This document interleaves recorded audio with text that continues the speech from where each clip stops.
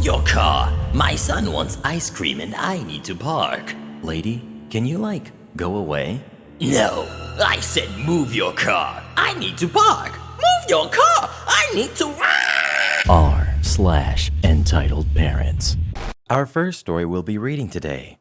Entitled Mom and Entitled Kid Ruined My 3-Day Vacation, from user Neo Sailor Cosmos. After that, McDonald's wrongly terminates me. I get revenge, from user Firehard. And then we'll be finishing up with Move Your Car, from a fake name. Thank you so much to our authors for letting us read your stories. And if you're an author who would like to hear your stories on the channel, please submit them to the r/Mr. Reddit subreddit. And welcome to the newest members of the Re-Army, Papa, Cody, and Vanessa. And if you're new, join the Re-Army by subscribing and turning on notifications so you don't miss a thing. Entitled Mom and Entitled Kid Ruined My 3-Day Vacation. Hi, Mr. Reddit and fellow Re-Army. So many of these Karen stories are very entertaining, so I decided to share my story here, and it's a long one. And of course, on mobile. English is my first language, formatting blah blah blah. Background. In July 2018, I was invited to go on a trip to a campground for 3 days as a reward for babysitting my 9-year-old neighbor when his parents needed me. I was not the only one invited to go, though. Enter the entitled family. The cast. We've got me, the 14-year-old victim of Karen. Nice kid, my 9-year-old neighbor. Nice mom, my neighbor, 9-year-old's mom. And entitled mom, the Karen. Entitled kid, the brat. So my story begins on a Friday last July when we waited for entitled mom and entitled kid to show up at nice mom's house to get this trip started. Entitled mom wanted to drive her car for the trip. Surprised? Nope. Anyway, she had picked us up at 7:30 p.m. Nice start on the trip. So, by the time we got to campground, it was almost 9 p.m. We unload the car, and this happens. Oh my gosh. Cleaning up words here, Mr. Reddit. I have to drive back home because my mom can't watch the dog and I have to drop him off at my sister's house. What? We just got here. I know, but there is no one else. Can I leave Entitled Kid here with you overnight? Because I don't feel like driving back here. Well, okay. What time are you coming back tomorrow? Oh, I'll be back by 8 a.m. So entitled mom gets back in car and takes off. After about an hour, we get settled into our cabin for the night because it was too late to do anything else. We had our video games as entertainment that night, so it wasn't a total loss. But eventually, me and Nice Kid were getting tired and wanted to sleep. But no, this was not going to happen. Entitled Kid bounced all over us all night and whined that he wanted his mom. Nice mom called her, and she said to hand over the phone so Entitled Kid could watch a movie. He kept whining until 4 a.m. This is just the beginning. We get up at 11 to see the entitled mom hasn't come back. Nice mom had tried to call her, but calls went ignored. So we decided that we wanted to go to the pool. Yes, this place had fun things to do. It had a lake with a beach, concession stands with snacks, pool, game room, and playground. Entitled Kid got up miserable and whined because he didn't want to swim. Oh joy. So I took Nice Kid to the pool with me, while Nice Mom went to the game room with Entitled Kid. Hours passed, and Entitled Mom finally shows back up. It was 3:30 p.m. Here is the next conversation between Entitled Mom and Nice Mom. I have been trying to call you all day. Well, I took the dog to my sister's house and decided to take a swim in her pool and have lunch with her. I had to entertain Entitled Kid because he didn't want to go swimming. Well, he's happy, right? Then it doesn't matter. As I was listening to all of this, my mental facepalm happened. So far, this entitled mom has really made this trip miserable. But this was not the worst. Oh no. Remember that I mentioned the concession stands? Well, we all headed over there for some grub. I was looking at all of the goodies when I got that tap on my shoulder. Entitled Mom told me that I had to buy her and Entitled Kid's food with my spending money because she forgot her cash. I was like, what the heck, in my head. Who asks a teenager for money? Will this nightmare end? Unfortunately not. Entitled Mom pulled one more stunt, the one that just made me mentally explode. There was a beach party that night for all the kids and teens. We were excited for some fun. It was starting at 7 p.m. Entitled Mom says that it takes place during Entitled Kid's bedtime, 8 p.m., and that since she is not going, then nobody can go. Me, Nice Kid, and Nice Mom looked at her like she was crazy. Nice Mom had really had it and basically told her that we were going and she could keep her kid inside. For once, the Entitled Mom couldn't get the words out because we just walked away.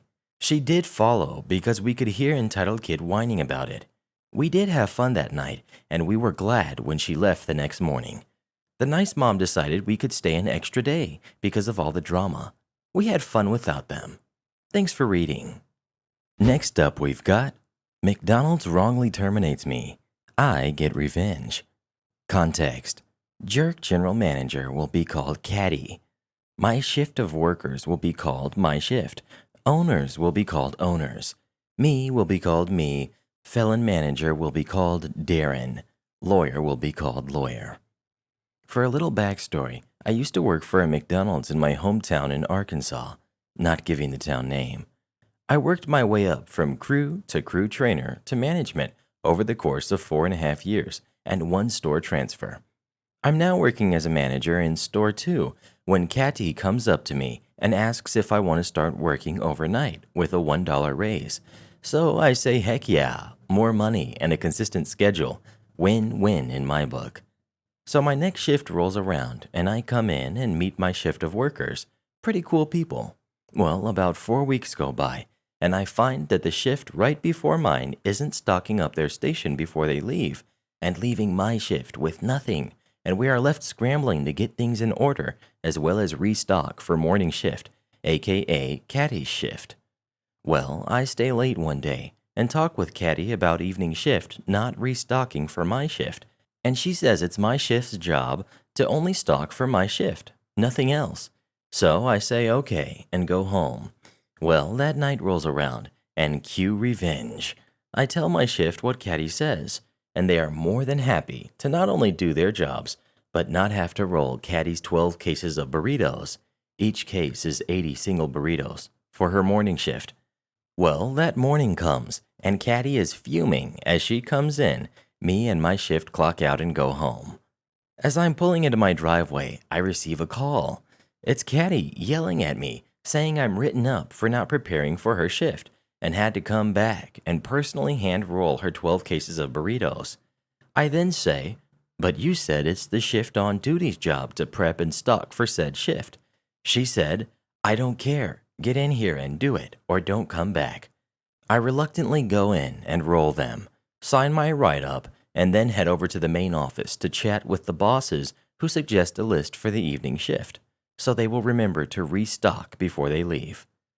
Things then get a little better for about 1.5 months when we lose 3 managers and 7 employees, so Catty decides to promote 3 of the worst possible employees to management, one being a felon who is charged with theft. Well, Darren is put on evening shift, and stuff starts to go missing. First it was small. Now it's things like giant 5-pound packs of M&Ms, a box of patties, and so on. Well, I start to keep a journal of all the stuff that goes missing, and most, but not all, is on Darren's shift. So I let Catty know that she needs to look at his shift to see where all the products are going.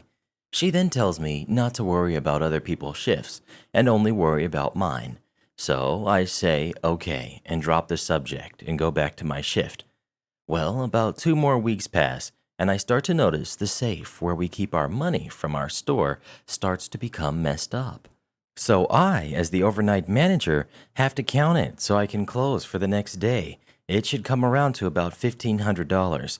If not, I'm supposed to call Catty so she can come in and fix it. Well, I count it, and I'm short $600. So I'm freaking out and call Catty. She groggily answers the phone, saying she will be in about 15 minutes. So I go over and tell her Darren was on shift last night, which is stated in our handbook on what we are supposed to do. Well, she gets there and she is furious at me because I must have stolen the money because I'm the only manager there.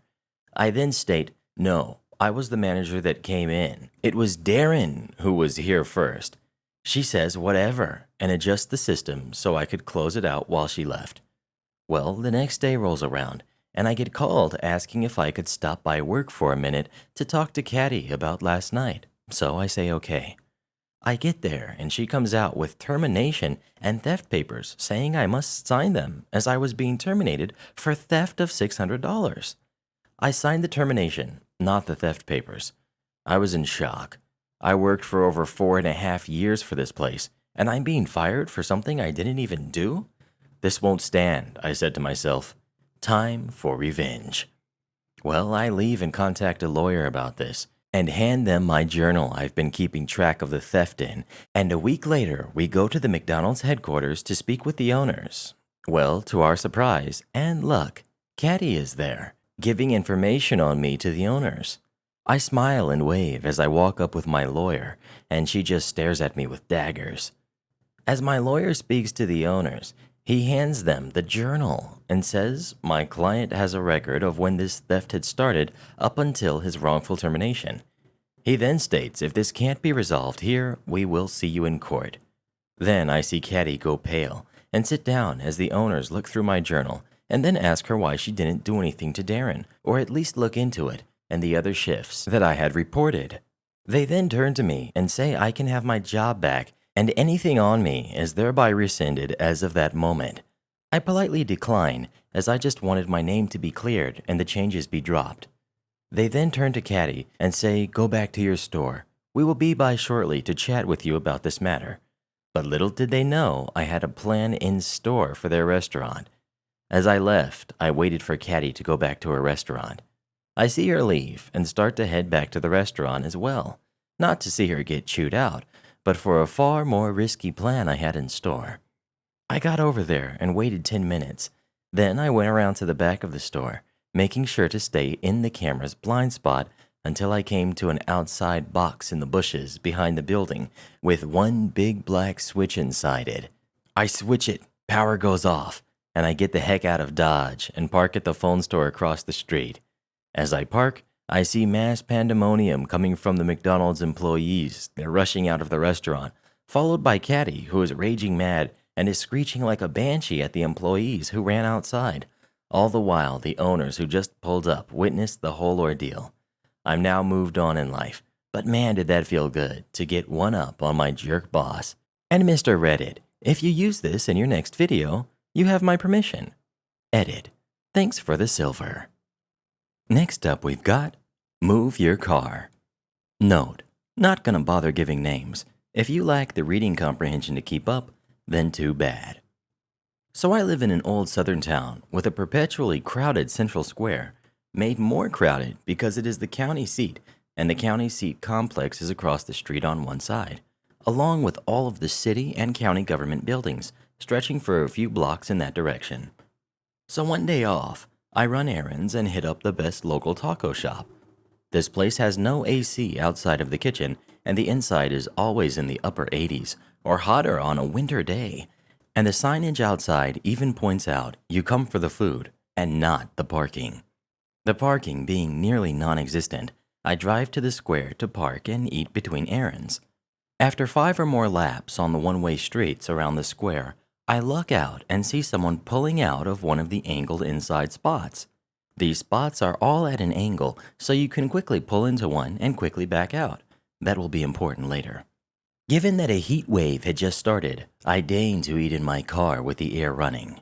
I pretty much inhale the first taco. Bliss. Fine cut beef, cilantro, etc. That's when I hear the horns. Some dingbat is behind me flashing her lights, clearly thinking I'm about to pull out. And that's when it hits me through my food bliss. I'm nearly at a 90-degree angle to the road. It's about then she gets out of her car and starts screaming like a stuck pig.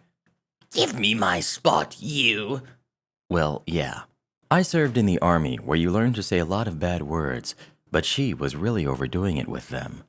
Amused, I took a sip of whatever kind of Coke I was drinking, Dr. Pepper, I believe, and pulled out another taco. The horns were getting far louder and multiplying. The lunch rush of both city and government workers was hitting, and traffic sucks here, and she's brought it to a standstill. At this point, she waddles up beside the driver's door and starts shrieking. Move! I need to get my child ice cream. The ice cream shop on the square was good, but not that good. Still pretty good. Finishing a taco, I take another sip of Coke and crack my window. Lady, you're directly behind me. I can't move. Neither can 2 lanes of traffic. Just to be clear, yes, she was pulled across not 1, but 2 lanes of lunch hour traffic, pulled directly behind a parked car and yelling at the driver to move. This is where she loses it, is what most stories here seem to say. But let's be honest, this started with her losing it. Move your darn car! I want ice cream and need to park. Nice flex, lady. Forget your kid that fast. I roll my window back up. She then starts shrieking. Move! I need to park! Move! I need to park! Move! I need to park! By this point, she's attracted a lot of attention. I can see a kid in her car's front passenger seat quietly reading a book, no doubt used to mommy's temperament, paying the events no mind. She also has at this point attracted the attention of a group of teens, school having just ended, and they pick up her chant, sort of. Her chant is timed like clockwork. Move! I need to park! Move! I need to park! After a minute of this, the teens join in. Whenever she says move, they start to say, "Moo," like a cow. So unfair to cows. It's a few more repetitions till she realizes they're mocking her, not agreeing with her, and she charges them like they're an all-you-can-eat buffet. But she only makes it a few steps before reality once again disappoints her, as by this point, multiple county sheriff deputies and the city cops have flooded out of the courthouse across the street to see what in the wide, wide world of sports is going on here. They say something in a loud command voice that I can't make out, and her charge stops. Officers, do your job and make him move. I need to park. Ma'am, get back in your vehicle and quit blocking traffic. The traffic can wait for me to park. He needs to move. Now! This is where I start to lose it, and start to laugh pretty hard, and set my food container into the passenger seat. The cops don't really do or say much. Frankly, I suspect they were too dumbfounded, and she turns back to my car. Move your car, you jerk! I need to park! Ma'am, get back in your car and follow the patrol car in front of you to a safe parking spot. Now. I need ice cream! My child needs ice cream! Well, she didn't get ice cream. About then, I see movement in the rear view, and a female officer gets into her car and starts moving it down the road out of sight. The poor kid is still reading. At this point, she loses it, screeches, and charges towards her car. Yes, cops were in her way. Yes, they all went down like bowling pins. Thankfully, the cars in front of the blockage hadn't started moving, or someone may have been hurt. Fed up with her crap, a cop tased her, landing the prongs in the small of her back, and 4 6'6" or larger sheriff's deputies proceed to attempt to gently move her over to a park bench, adroitly catching her before she could even fall over. They succeed, and the bench doesn't break, somehow. One of the officers turns towards my car, and I lower my window fully. "Sir, are you okay?" He seemed a tad confused, a fair reaction. I ponder for a minute and respond honestly. "Seem to be. Sir, am I just tripping and drooling on myself, or did that actually happen?" And the cop proceeds to lose it, half falling, half leaning onto my car laughing. After picking himself up and trying to dust pollen off of himself, he then tells me, "Honestly, I'm not sure about myself either right now. Have a wonderful day. You too, officer. I think I'll get some ice cream." That would be the perfect ending, but this wail wasn't done yet. Hearing that, she then made some loud noise. She had been zip-tied to the bench. I guess she was too fat for handcuffs, and lunges in my direction. All she manages to do is fall flat on her face as she tips the whole bench over. In case anyone cares, waffle cone, 2 scoops of pistachio. Turn on channel notifications, or I'm going to take your parking spot. And congrats to our re-generals of the day, Dirt Miner, Corsi Husky, and Anna Ruyi. That's all for now, but don't be blue. I'll be back soon with more stories for you. Remember to listen to Mr. Reddit every night so your dreams will be wonderful like you are and bright.